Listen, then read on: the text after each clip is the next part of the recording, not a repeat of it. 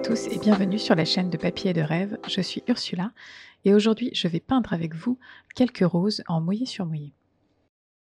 J'ai commencé par mouiller ma feuille entièrement sous le robinet et j'étale à nouveau une petite couche d'eau histoire de bien vérifier que l'eau est uniforme, le mouillage est uniforme sur toute la surface avant de commencer à ajouter de la couleur. Et une fois que la surface me convient, eh bien, il suffit de commencer à peindre. Alors j'ai commencé cette aquarelle avec de la laque de Garance rose mélangée avec une petite pointe de laque jaune, histoire d'avoir un rose, oui, mais un tout petit peu plus chaud, un tout petit peu plus corail en fait, qui fera ressortir ces roses un tout petit peu plus naturelles. Et comme vous pouvez le voir, j'utilise un gros pinceau parce que je ne veux pas me perdre dans les détails tout de suite. Et puis de toute façon, ma surface est humide. Vous voyez que l'eau et la couleur bougent énormément sur mon papier. Je pense qu'il y a peut-être un petit peu trop d'eau sur la surface de mon papier, mais ça ne me gêne pas pour l'instant. Et puis de toute façon, il fait très chaud. Cette humidité va partir très très vite. Mais du coup, avoir un gros pinceau, ça me permet juste de me concentrer sur les formes générales et ne pas partir dans les détails tout de suite. Alors comme vous pouvez le voir sur mon image de référence, ce sont des roses assez simples. Elles s'appellent Lavender Dream. Alors je ne sais pas vraiment pourquoi Lavender, parce que je trouve qu'elles sont beaucoup plus roses que lavande. Mais en tout cas, la lumière est vraiment très particulière sur cette image et il y a un joli contraste des fleurs qui ressortent relativement claires sur un fond très foncé et c'est sur ça surtout que je vais me concentrer. Et pour commencer à travailler cet arrière-plan, j'utilise de l'indigo, toujours avec mon gros pinceau. J'essaye d'ajouter vraiment beaucoup de pigments et vous voyez qu'il y a vraiment beaucoup d'eau sur mon papier. Le pigment se dilue presque instantanément. Il ressort beaucoup plus clair que ce que j'aimerais qu'il soit, mais ça n'est pas très grave. Ça me permet d'appliquer une première couche de couleur et de prendre un petit peu de temps pour bien placer les couleurs aux bons endroits. Et je pourrais toujours par la suite rajouter de la couleur, soit dans la première couche, soit dans une autre couche, pour intensifier et augmenter les contrastes. Mais pour l'instant, je commence doucement. Alors pendant que je remplis un peu les blancs qui se trouvent sur cette image, je voulais juste vous annoncer que ce sera la dernière longue vidéo sur cette chaîne avant quelques temps, puisque vous le savez, je suis enceinte et je vais bientôt accoucher. Et il est temps que j'arrête ces longues vidéos parce que la date approche et je n'aurai sûrement plus le temps de réaliser ces longues vidéos. Alors j'ai essayé de vous prévoir quelques petites choses que vous allez bientôt découvrir sur ma chaîne pour vous faire patienter. Ce sera beaucoup plus court, ce sera peut-être beaucoup moins complet que mes vidéos habituelles, mais j'espère que ça vous aidera d'une certaine manière à continuer à pratiquer. Pendant ce temps-là, j'ai aussi ajouté un petit peu plus de couleur dans cet arrière-plan en mélangeant l'indigo avec de la laque jaune pour obtenir un vert. J'ai fait attention à ne pas trop mettre de laque jaune pour obtenir vraiment un vert un petit peu bleuté parce que je veux juste une teinte un tout petit peu différente, mais je ne veux pas forcément que ce soit totalement vert. Vous allez voir que à la fin, mon image n'apparaîtra pas forcément avec beaucoup de tons de vert dedans, mais il y a quelques petits indices qu'il y a du feuillage aussi derrière ces fleurs.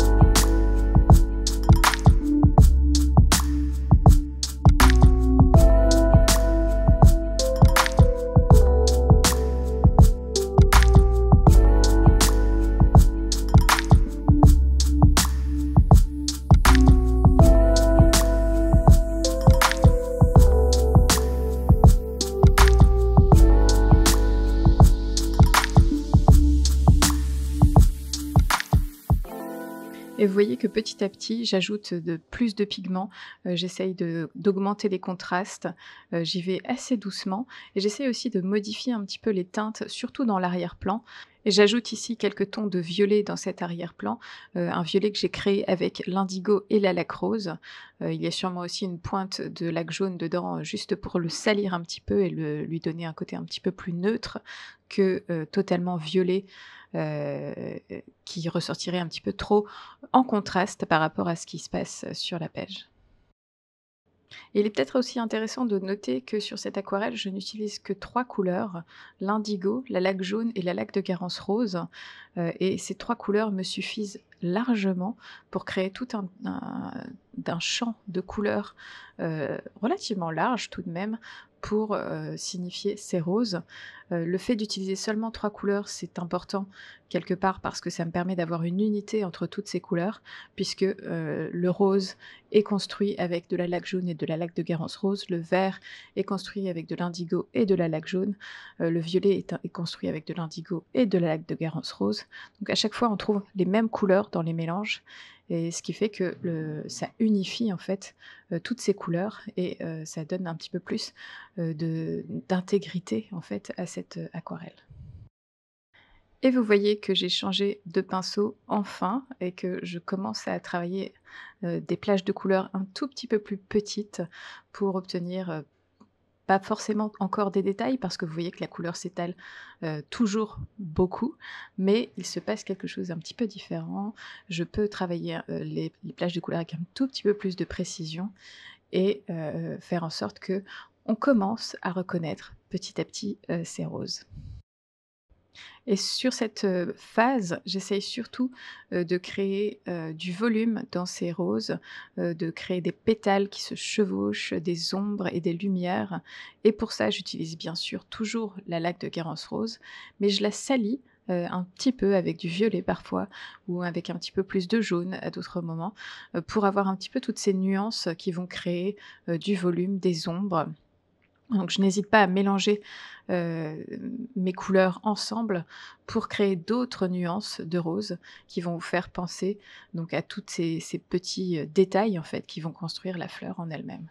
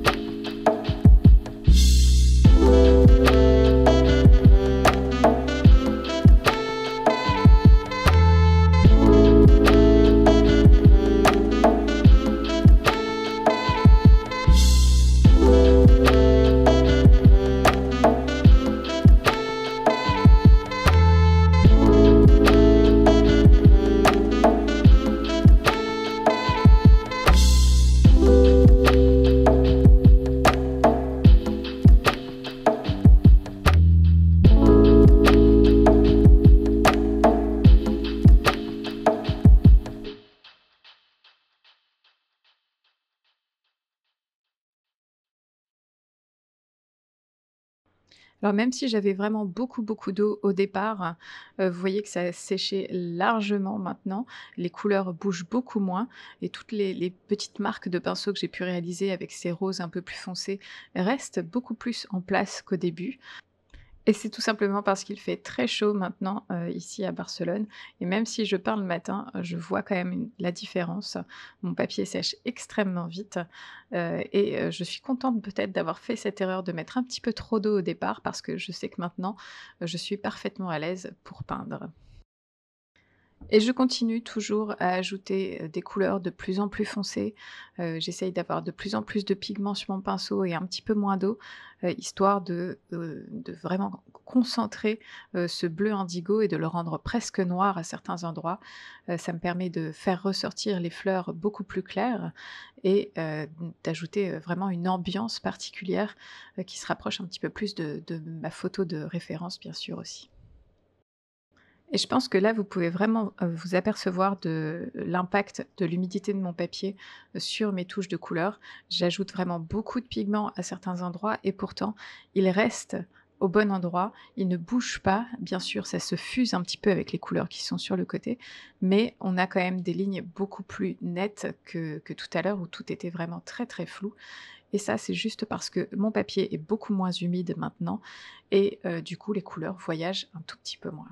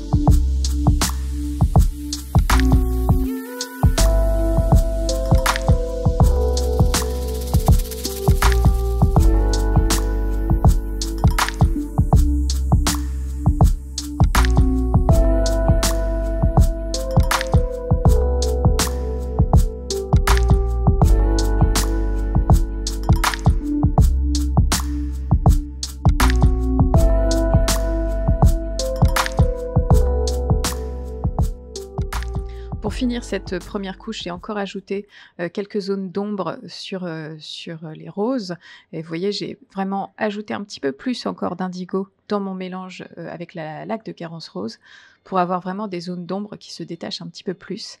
Alors bien sûr, pour l'instant, c'est encore un petit peu étrange, mais vous allez voir que dans la seconde couche, avec un peu plus de détails, ça passera tout à fait. Et j'en profite aussi pour ajouter, les cœurs de ces roses, avec, juste la laque jaune. C'est peut-être un tout petit peu trop jaune pour l'instant, mais de la même façon, avec la seconde couche, on va pouvoir corriger ça. Et je vais laisser donc sécher cette première couche totalement avant d'attaquer la suite. Une fois cette première couche totalement sèche, vous pouvez voir que mon aquarelle a séché de manière beaucoup, beaucoup, beaucoup plus claire que ce que j'ai posé la couleur quand elle était humide. C'est quelque chose de très courant, je m'y attendais, ça n'est pas un problème et ça me laisse même, l'opportunité peut-être des fois de modifier, quelques zones, avoir des zones plus claires et un petit peu plus, de possibilités en fait dans cette deuxième couche. La première chose que je veux faire dans cette deuxième couche, c'est ajouter un petit peu plus de définition, dans les pétales de rose, dans les superpositions, dans les ombres qui vont créer ces roses et bien sûr, j'utilise la laque de Garance rose. Je fais attention à avoir un petit peu plus de pigment cette fois-ci sur mon pinceau pour avoir une couleur un peu plus intense et je n'hésite pas à mélanger cette laque de Garance rose avec les restes de violet de ma première couche pour avoir une couleur un petit peu plus foncée. Toujours rose, hein, bien sûr, mais avec, un tout petit peu plus de profondeur.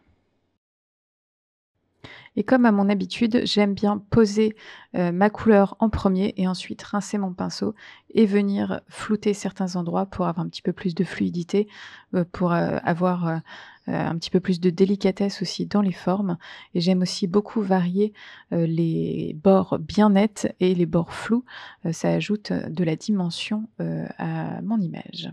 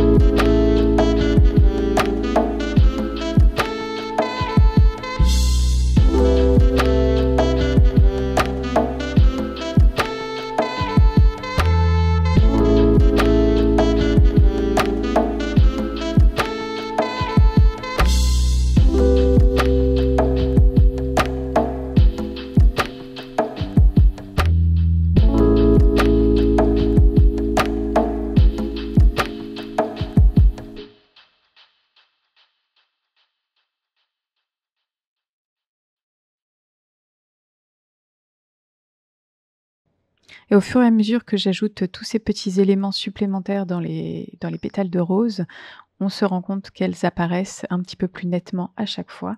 Maintenant, je pense que vous pouvez bien reconnaître mon sujet, même s'il manque encore des détails, ce qui n'était pas forcément le cas, peut-être au début de cette deuxième couche. Cette étape prend un petit peu de temps, parce qu'il y a beaucoup de détails et beaucoup de roses à peindre, mais en y allant petit à petit, bien sûr, ça va fonctionner. J'essaye de faire une rose après l'autre pour bien les placer correctement, comme je souhaite les placer. Je ne me fie pas forcément totalement à mon image de référence. J'essaye juste de travailler ce qu'il y a déjà sur mon papier, pour avoir des formes qui sont un petit peu plus en adéquation en fait avec la première couche que j'ai réalisée. Donc ça n'est peut-être pas forcément pile poil, mon image de référence, mais en tout cas, l'inspiration est là. Pour l'instant, je n'ai pas changé ma couleur, c'est principalement de la laque de Guérance rose avec, ce mélange de violet, qui reste dans ma palette, avec une pointe aussi de laque jaune pour avoir un rose un tout petit peu plus chaud, un tout petit peu plus corail en fait, parce que la laque de Guérance rose est vraiment une couleur assez froide et j'avais envie d'avoir un petit peu plus de chaleur dans ces pétales de rose. Et bien sûr, je vais petit à petit ajouter des couleurs un petit peu plus foncées, donc ajouter un petit peu plus de violet, dans cette laque de Guérance rose, pour avoir des ombres, un petit peu plus, marquées et continuer de construire la profondeur, de ces pétales de rose. Donc pour avoir les couleurs plus sombres, c'est bien sûr la laque de Guérance rose comme je l'ai dit, avec le reste de violet qu'il y avait sur ma palette. Mais bien sûr, si j'ai besoin, je n'hésite pas à rajouter un petit peu d'indigo pour encore densifier, ces tons un petit peu plus foncés. Et vous allez voir que par la suite, je vais fondre ces teintes foncées vers l'arrière-plan, vers plus d'indigo en fait, pour qu'on sente vraiment que ces roses émergent d'un arrière-plan très foncé, et qu'il y a beaucoup de douceur en fait, parce que comme le contraste de couleurs est assez important, on a des roses assez clairs sur un fond foncé. Pour l'instant, il ne l'est pas encore, mais je vous garantis qu'il va le devenir. Le fait d'avoir ces couleurs un petit peu plus sombres dans les pétales qui se fondent vers l'arrière-plan foncé, ça va amener un petit peu plus de douceur et moins de ça va atténuer quelque part le contraste, et le rendre plus doux en fait. Et il est temps maintenant de rajouter encore des couleurs foncées justement, comme je le disais, dans l'arrière-plan, pour faire ressortir ces roses. Cette fois-ci, j'ai modifié un petit peu mon mélange. Je n'utilise pas seulement de l'indigo, mais j'utilise de l'indigo, de la laque rose et de la laque jaune, les 3 couleurs en fait ensemble pour avoir la couleur la plus sombre possible.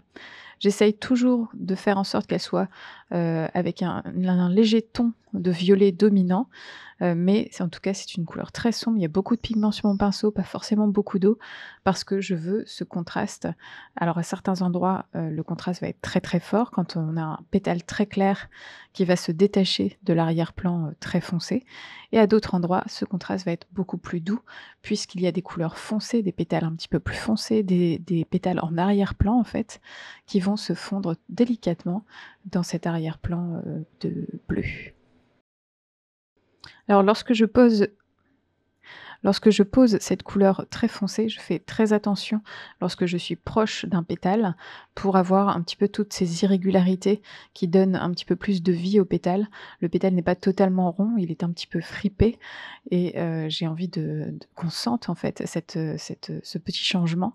Donc je vais essayer d'avoir un trait très, très net, du côté du pétale. Par contre, je vais dégrader en fait ce bleu très foncé, vers l'arrière-plan pour qu'il se fonde dans la couleur, de la première couche, et que cette deuxième couche en fait soit totalement, fondue, et ne fait qu'une en fait avec la première couche.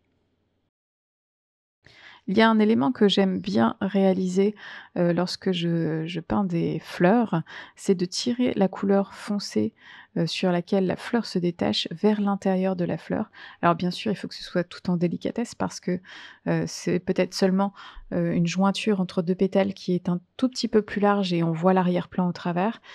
C'est pas forcément une grosse masse sombre, qui va vers le centre de la fleur, mais quelques petits points qui donne un petit peu plus de légèreté en fait à la fleur et qui lui donne, une dimension, plus légère. On voit, la transparence en fait vers l'arrière-plan, et ça amène un tout petit peu plus de réalisme. Petit à petit, je j'applique un petit peu plus de cette couleur très foncée, je définis un petit peu plus certaines roses. Alors parfois il y aura un trait bien, bien net, pour faire ressortir des pétales et parfois ce sera un petit peu plus flou, pour avoir toute cette douceur et donner, un peu plus d'importance parfois à tel ou tel endroit et rendre tel ou tel endroit un petit peu plus discret, selon les bords nets et les bords flous. Un petit peu comme, sur le principe d'une photo en fait. Le sujet principal est très net et tout ce qui va à l'arrière-plan et plus c'est loin d'ailleurs, plus c'est flou. Je fais attention aussi à garder les tons foncés plutôt vers le bas de mon image et des tons un petit peu plus clairs vers le haut de mon image. Ça donne une dynamique, un petit peu différente et ça me permet aussi d'avoir différents, niveaux de contraste entre, toutes ces roses et tout l'arrière-plan et je pense que ça rend, les choses un petit peu plus intéressantes.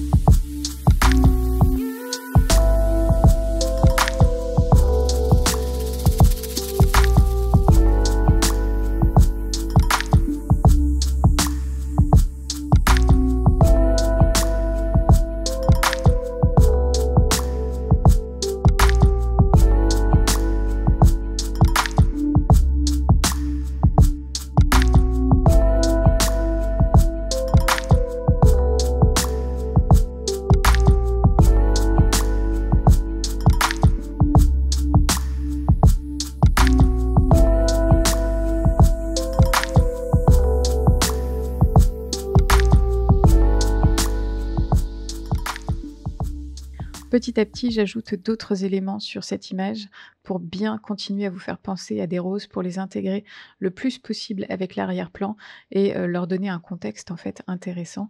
Donc par exemple, j'ai ajouté quelques zones de violet, entre les roses.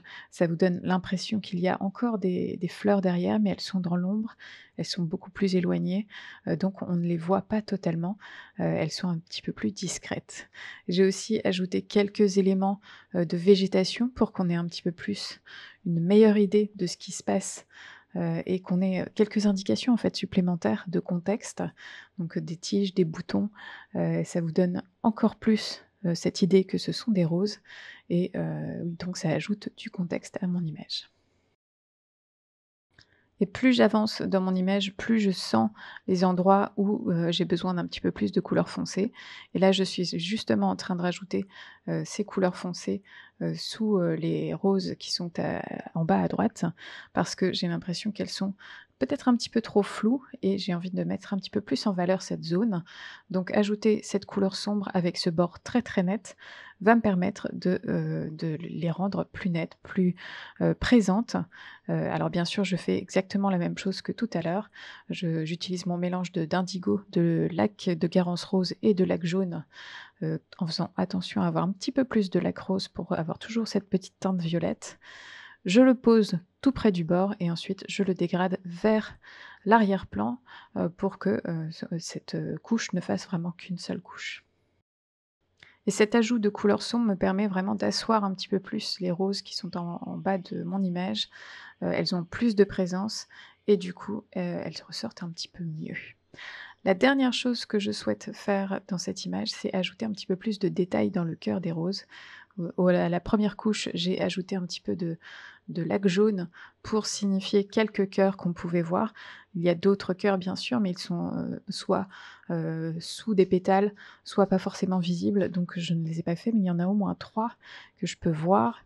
Et du coup, je vais leur ajouter un petit peu de texture, juste pour qu'on sente un petit peu plus que ce sont, des cœurs, des fleurs et donner encore une autre indication supplémentaire, pour que vous puissiez reconnaître ces roses. Et la dernière chose à faire, c'est peut-être d'ajouter un petit peu plus de texture à certains endroits qui sont peut-être un petit peu vides, juste quelques idées de pétales un petit peu froissés, de quelques ombres, et ça va juste ajouter ce qui manquait pour, finir cette aquarelle. Et cette vidéo est à présent terminée. Merci de l'avoir regardée jusqu'au bout et j'espère qu'elle vous a plu.